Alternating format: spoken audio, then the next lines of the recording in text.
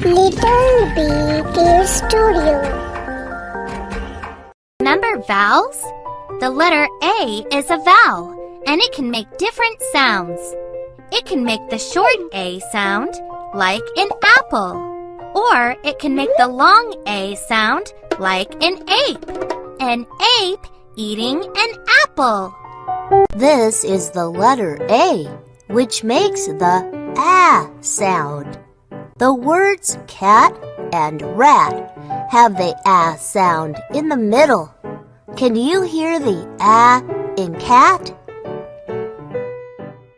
All of these things have the A sound in the middle. Fan, man, hat. Nice!